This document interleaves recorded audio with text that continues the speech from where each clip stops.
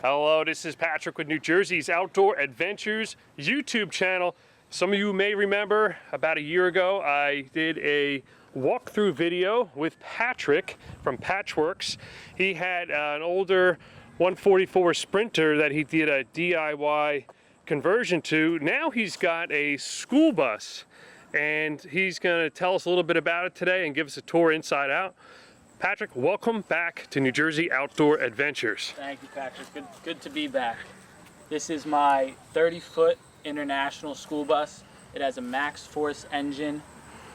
It was a handicap school bus, so the whole floor is above the wheel well. So everything's already flat. There's no bolts but seats through the floors, so I didn't have to grind anything out. No holes, no rust, anything like that. And I also got a bonus side door with the handicap bus. So if you're looking around, that might be something you're looking for. I'll take you inside.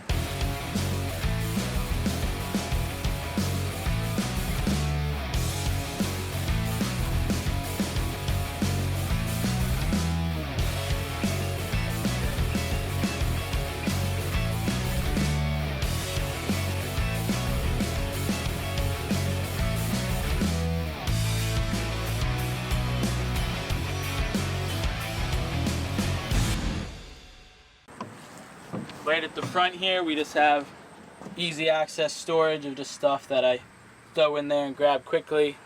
And then on this side is just a little more cubbies, keep shoes and stuff like that. Up top is just a little overhead cabinet. They fold down.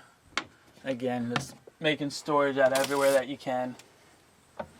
Keep a yoga mat up there. There's no wall, so even though that opens, you take out the wall and you have longer space to store things that you need. For the driver area, everything here is stock. It's kind of like a cockpit. All those switches do a couple little things. There is AC in the bus. There's 2 AC units that work when the engine is on, not when the engine is off. It is cruise control as well. There's about 140,000 miles on it, and it's diesel. Moving to the back, this is kind of the living room area. This is the main couches. Both of these pull out into beds, and it's about as simple as you can get. Pulls out, it's a full-size bed. Comes back up, you pull the tab, and the accordion folds back up. Just like that, and then this side is the same. These slide up just to keep the mattress on. That squeezes in there. So when you have these both out, they're good enough for 3 people. All the foam came from one mattress. It was a king-size mattress that I peeled apart and cut up and sewed separately. So these cushions are like the eggshell part of the cushion, and these are the top, softer part. It's all comfortable, but if you're looking to get a bunch of cushions on a budget, you might only need one mattress. This all goes back up pretty simple. Underneath here is an ottoman that rolls all the way out. You can put it wherever you want. Kick your feet up on it like that. Play board games and stuff. And then all those games can store inside. Everything is made out of pretty simple plywood. It's all pocket jigged and stuff like that. Nothing too complicated. A little bit of wood.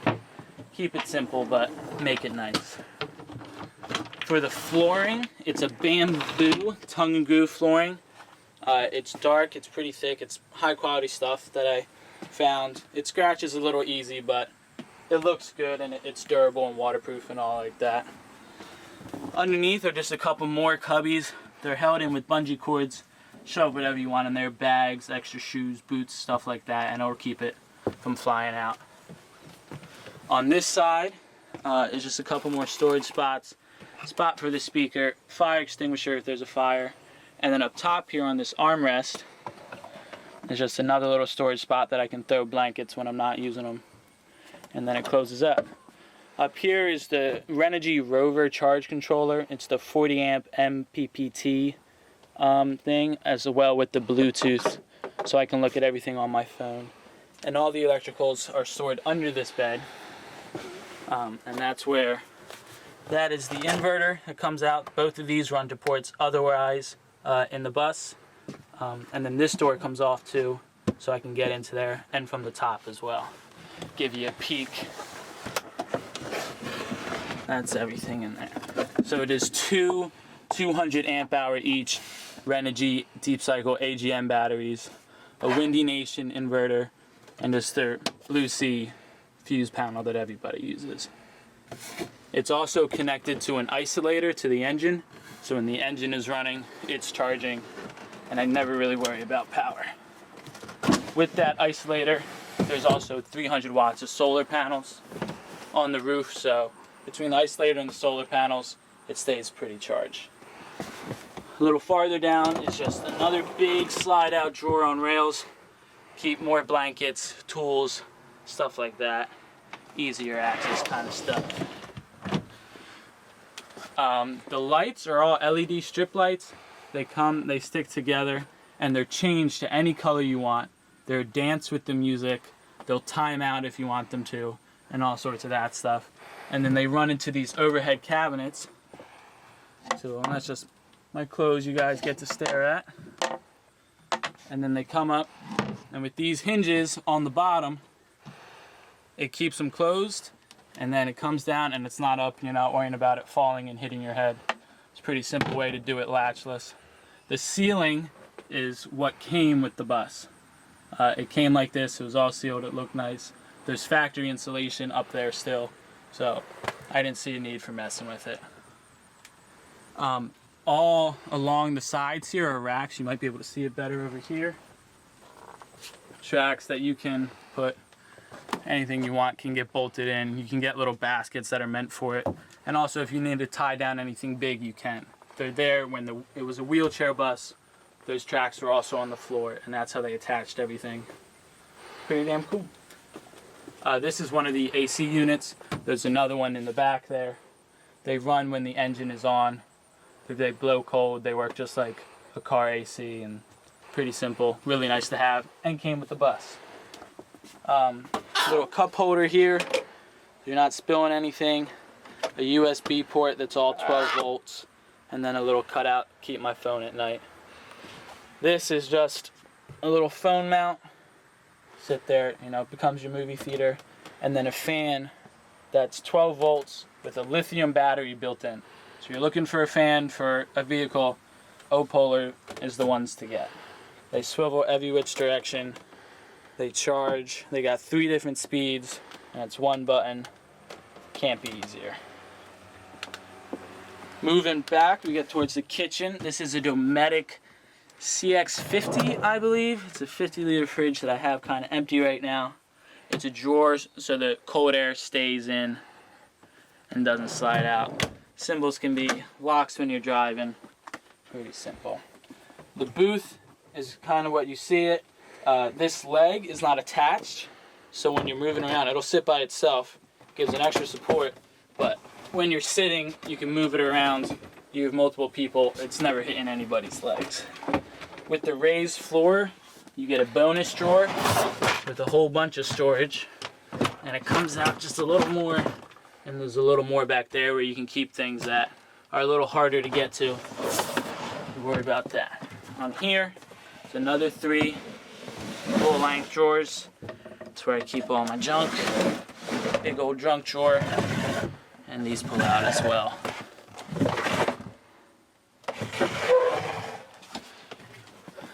The back is just 2x4s that I stripped down and sanded to round the edge, stained them, polished them, and screwed them on there, and they give you a nice look. And that also helps, along with the cutout back there, to aerate behind the fridge so it doesn't overheat.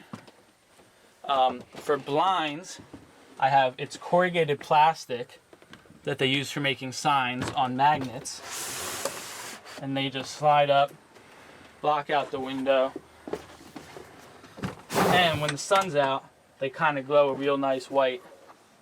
As simple as can be, I built everything a ½ inch off the wall so they can slide, and then all of these rails are magnetic, so just put them through.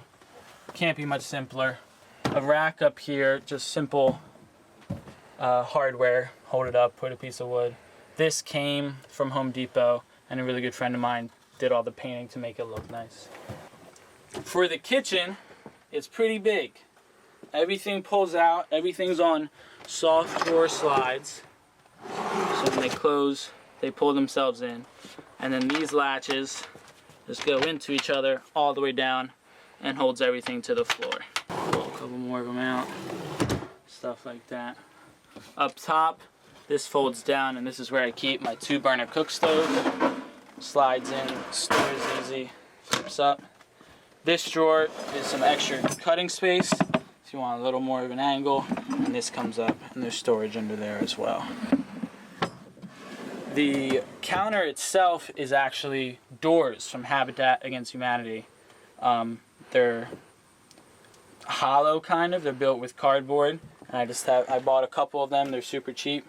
Out them up, stained them nice, painted them nice, and all sorts like that. As well as up here, this is one piece of plywood that I cut and angle, painted, and stained. They come out looking like that. The sink is about as big as I could get. It fits in there. There's a water pump, a SureFlow water pump underneath. That comes on. That does that, and it swivels as well. Down here, this is a fake face with just this, but this pulls out a couple little storage spots for, you know, under the sink things, and a trash can. And then this one opens up, and that's where the water is. There is a garden hose quick connect on this, so I just disconnect it, pull it out. You can bring this in anywhere and fill it up. If you get a big water tank, you got to bring a hose. When you use little tanks, you can kind of take it anywhere. So that's kind of what I prefer. More of the bench behind, using the same wall, saving as much space as we can, is a little bar area. This comes up. There's power there to charge your things. This little area down here pops up for a little bit more storage. And then this back wall as well has a couple of shelves built in. Couple hooks for hoodies. Pretty good use of space. Sit up there, as comfortable as can be. Turn the fan just like that. Over here is the bathroom. There's supposed to be a nature's head, but with the virus, everything is back ordered. So that's in there for now. There's wires to be run. And then a little medicine cabinet up top here that's built into the wall. This is a curtain, about as simple as you can get. And this is the insulation, since it's not covered yet, that you'll find along the whole sides. And all of the plumbing that you can also see peeking through there. Everything connects onto one line and into a gray water tank underneath the bus. Use that to store, you know, brooms and stuff like that. Often it's more storage than it is anything else. There's a bit of a can crusher here, which you would think is a joke, but when you're living in a small space with a small trash can, being able to crush those as small as you can are pretty damn helpful. There's a privacy curtain here. It's a blackout curtain. Nothing too complicated, but I had 8 friends in here with me, and being able to cut off the space and that kind of stuff. The whole ceiling is magnetic, so you can stick whatever you want. Use hooks as well. Little hooks like this. And, you know, a million uses for hooks. When you're living in vehicles, you never have too many hooks. Moving into the back is the bunk area. There's 3 bunks here. This bottom one as well can pull out into a 4th sleeping spot. Like this. Sits on the edge, and then I have a second piece of foam that would fold out when you need it. Stores away just as easy. And back to that. Underneath both top bunks are a big old storage space. A little leg like that holds it up. You can move around. Keep a lot more in there than one might think. That's under the bottom bed as well, but with the slide it gets a little more complicated. Underneath is just storage space. That's an inflatable kayak. That's all my snowboard gear. And this bin is actually a easy pop-up shower that I can show you. Takes only a minute. Move this stuff out of the way.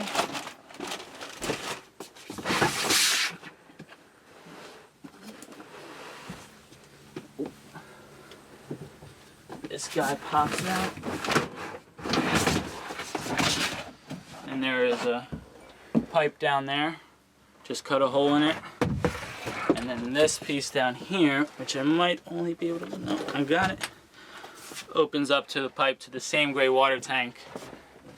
That will pop in there. And then I use those magnet hooks, put up a curtain, and then those same 8-gallon tubs, put it inside there with you. It keeps all the water out. When you're done, open it up, let the fans blow on it to dry, and then it all stores up. It stores in sideways so that bottom pipe doesn't hurt, and then gives you all the extra space to store all the other fun stuff you have. Underneath on this side is the inside access to the garage, but it's also pegboard. So you can hang what you want. You've got clothes you need to dry or anything like that. These open up, and we'll get a better look at that from the outside. But if you need to get from something in here, you can. And under here as well is another storage spot, same as the other side. On the very back wall, there's a bench that folds down, somewhere to sit, and then this also serves as support for this bed when it comes out, so you don't need an extra leg. Keep this up. All 3 doors are accessible. This is the back one, opens up same as always. I use Reflectix on some of the bigger windows to get more direct sun. Those white things work really well, but when you're really trying to block out the sun, Reflectix and magnets use best. Hop back here. I'll give you a look of the outside. I painted it with just normal exterior house paint, sand down the spots that are bad. It's not really too complicated. You're living in a bus, you don't need to do it professionally. Paint on there, roll it on there. The colors are a bit more muted, so when you're parked in the woods or it's dark like that, it kind of blends in. And when you're a big 30-foot bus, blending in with a dark color is a lot better than the bright. This is registered and insured in Vermont. They make the laws for that a lot easier. It's a big process. This is already registered as an RV, but it was a process a little bit better than Jersey. You had to switch addresses and all that kind of stuff, but sometimes that's what you need to do to get onto the road. For security, the school districts weren't too worried, so it is just simple locks and bolts. I have a couple of locks that I can show you on the other doors that are actually directional. For the flooring, everything is insulated with just 1 inch and then everything on top. And there's no ribs in between that you see in a lot of builds. With everything being so flat as it is, you will have some compression and that will ruin. But when you have, 30 windows, you're not worried too much about insulation. So it's just a piece of insulation, a piece of plywood, and the flooring gives you about 1.5 inches of insulation and keeps it pretty simple. On the roof, there's 300 amp hours of Renogy solar panels. Nothing else. You could put a roof rack. I've thought about it. It's up there and set up, but other than that. There are security cameras as well that connect to my phone. There's one at this back corner to watch these 2 doors, and then one as well at the front. Never be too safe. This is the outside into the garage. This swings open. This holds shut here. And then this is actually an outdoor shower as well. It's just a PVC pipe, floats up. These go around and hook on. Can't get much simpler than that. And then the same shower curtains that I can use for the inside one, I can use here. And then this is just a water pump that you drop into a thing like that. This is not much more complicated than that. Another pegboard to keep some stuff hang. Climbing gear, disc golf gear. This is also all movable. Nothing in here is attached. So when I do different things or people are coming in, I need more space, I can move everything around and store what I need to store. Moving a little farther down, we get to the table. The simple gate hatch there, bring it down, comes out, gives you a nice outdoor kitchen as well as a plug that's run from the inverter, USBs and stuff like that. It's run on diesel, the gas tank is here. It's a 50-gallon gas tank and it gets about 10 miles to the gallon. which, you know, isn't the greatest, but for a school bus, that's pretty damn good. Another important thing to consider when you're living on the road is your Wi-Fi. And for this trip, I came up with something cool. There's a company called SKOOLIE. You have to buy the router. That's it right there. And this is the box that comes in. You buy the router, and then you buy a monthly data plan. If you're anywhere that you have phone service, it'll also give you Wi-Fi. It's about $50 a month, and you can also buy bigger plans to go international and stuff like that. It gives you, I think, 30 gigs before it slows you down, but technically it is unlimited. Another thing to mention is the gray water tank and how that works. So like I said, everything is connected to one line that runs into the gray water tank underneath. It's a 25-gallon gray water tank. It just fits in the space really well. And to empty it, I just have a switch down here. I can attach a hose to this point, put it into a dump or wherever it's going, and open it up. What kind of advice would you give our viewers if they were attempting to build one of these buses? I know you hit on a point in the beginning that this was an accessible bus, so things were a little bit easier for your conversion. Yeah. What other things would someone look for when they're shopping for a bus or a skoolie? Of course, yeah, you definitely want to make sure that there's limited rust. It's definitely hard to find something, especially when you're going back a couple years, that doesn't have rust. But if you can keep things to the surface, you don't want holes. A lot of times when you get a bus and you have to grind out the seats, you're going to get 100 little holes through the floor, and that makes things a lot more complicated. So being able to find a wheelchair bus that is above the wheel wells without any holes in the floor and stuff like that is really a bonus. And things like the ceiling that we saw inside, that's a lot more clean and stuff like that. It'll make your life a hell of a lot easier. And that's really what, you know, you're worried about, keeping it simple. You're trying to get on the road. You're not trying to, you know, spend all your time building. So keep it simple, make it work for you, and, you know, get out there.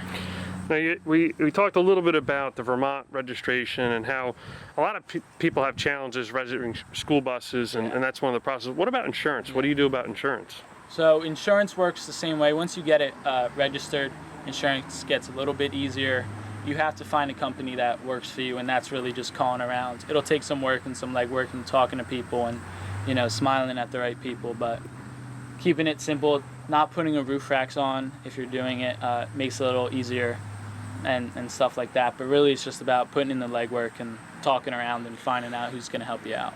Now, in some of my skoolie videos that I've done in the past, a lot of people had questions about driver's license. Is that no longer a problem because it's registered as an RV? Yeah. Once it's registered as an RV or a private vehicle, there's some states where you can actually get it registered as like a station wagon and stuff like that. So as long as it's not commercial and you're not moving people with it, then you don't need any sort of special license, no sort of CDL. There are air brakes and stuff like that, so sometimes different states, just because it has air brakes, will still require a special license. My state doesn't, but that's something to look for when you're looking for a bus. And that's something to be mindful of. You have to have a basic understanding of bus and air brakes to want to be comfortable driving one. Definitely. So that is something maybe you want to take a course at a truck driving school just to know that part of it. I kind of had a learning curve going up the first set of mountains. You have to watch the gauges and all that sort of stuff, but it's nothing anybody can't do. It's just something you got to learn. Now I'm going to link to your social media because I'm sure people are going to want to follow you. A lot of people loved your original build of the Sprinter, so we'll definitely want to make sure our viewers get to check that out again. So what's next for you? What's the next project? I actually just purchased a new Sprinter van. It is a 171 extended. It's about as big as you can get, and I'm going to turn it into, I'm calling it the snowmobile, and it's going to be specifically built so 4 people can take a snowboarding trip around the country. That's what's coming up. I'll keep it updated. I'm going to try to do better about posting stuff. What kind of time frame would someone estimate for a build like that? Me, with the experience that I have, I'll probably be able to knock it out in about a month. If you're coming at it new and you're still learning, probably under 2 months. It's really not too complicated. I would suggest learning everything first. You're going to learn as you go, but get a good base. Everybody's watching all the videos. Get a good base, get an idea, be flexible. Things are going to change. You're not going to get everything that you want, but we get a lot of budget questions on the channel when I feature these builds. People are kind of wrap their head around, oh, how much does this cost? I mean, you look at this bus and you compare it to a motorhome an RV of the same size, I mean, you could spend over 100,000, 200,000 on those. What does something like this cost? Setting the bus purchase aside, because you know there's different price ranges for buses, but to get to a build like this, I know most of the money is in batteries and electronics, but what is an overall cost estimate that someone should budget for something like this? I would say using the resources that I did, and that's a good way to keep your price down. Going to restores, doing reclaimed material, that kind of stuff, and also building smart. Everything that's built in there, there is no place where two walls meet up. All the walls are shared, everything meets together, there's no extra wood spent. It also gives you more space, but it's also a good way to keep your price down. For this build, I'm probably under 5,000 for all the materials that's used, and that's including a giant electrical system that, you know, was enough for 8 people. If it was just me, I could have kept it a lot smaller, and things like that would stay a lot down. Patrick, thank you very much for taking the time today to meet me here in this beautiful park and give us a tour of your SKOOLIE. I'm going to link to his original video of his Sprinter van, just so you can see where he was a year ago and where we are today, as well as his social media if you want to follow the build of this new Sprinter that he has. Well, this is Patrick with New Jersey's Outdoor Adventures YouTube channel. Hope you enjoyed this video. Please like this video, comment, share, subscribe. I'd love it, and we'll see you soon. Thanks for having me.